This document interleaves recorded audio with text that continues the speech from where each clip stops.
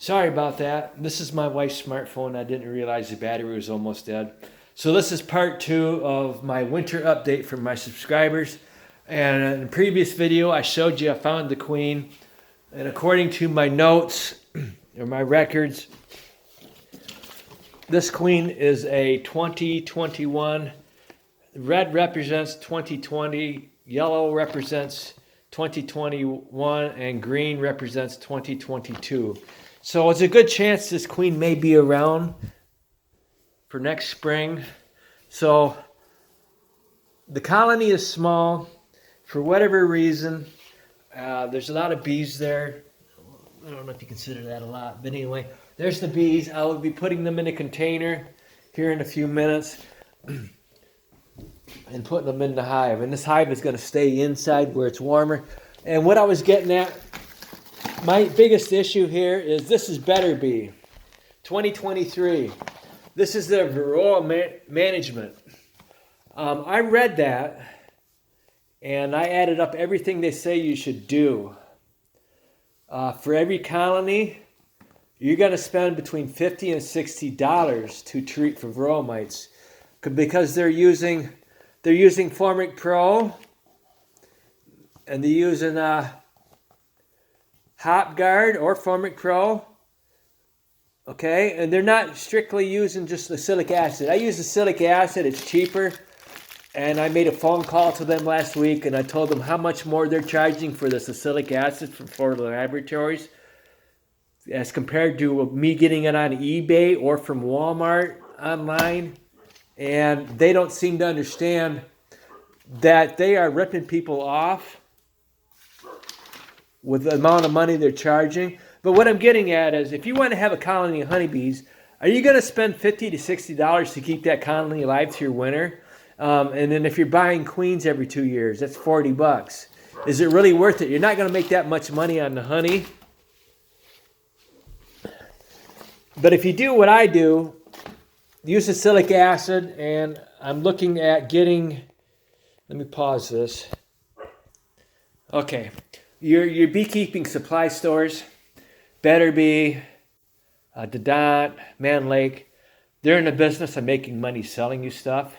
This is basically the 3 main things: Formic Pro, HopGuard, and Apivar. Look at how much it cost. All right, look at how much it cost. And then this acylic acid right here, 350 grams, $46. And I bought this from Walmart.com, and it's 10-pound bag. There, 10 pounds for around $30. So you're getting ripped off by these beekeeping supply stores. And I did have 2 Vorox vaporizers, but one of them burned out last fall. So I'm looking at getting one of these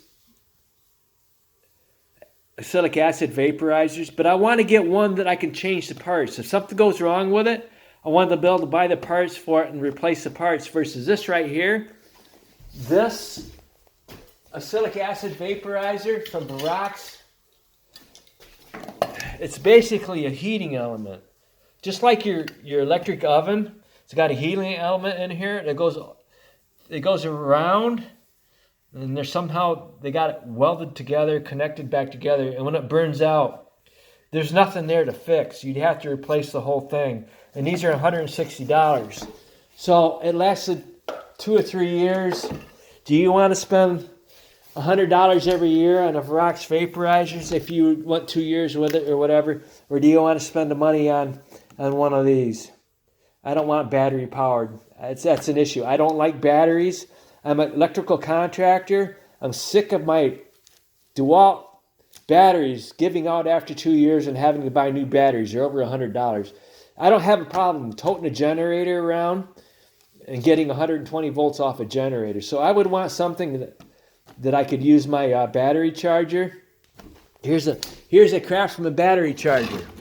Hook it up to a generator. I got all the power I need. I don't have to worry about my battery going dead.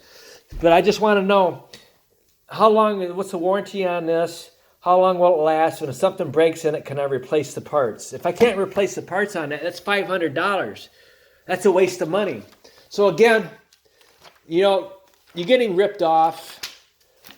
if you read this, get your catalog from Better Bee. Read everything they suggest you do to get rid of varroa mites.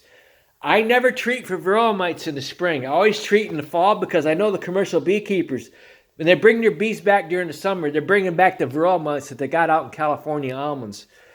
I can get rid of the varroa mites in the fall and during winter, and my bees don't have any issues in the spring until the commercial beekeepers come back.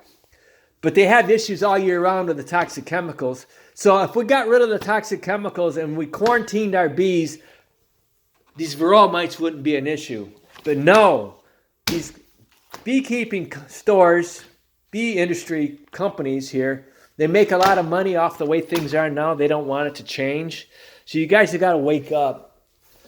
They're getting your money. And do you have unlimited money to spend on honeybees? I don't.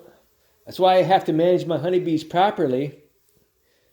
I have 112 colonies, and I didn't buy any sugar last fall. What I did was I took the honey from the large colonies and gave it to my new colonies. And that prevented me from spending any money. And then this spring,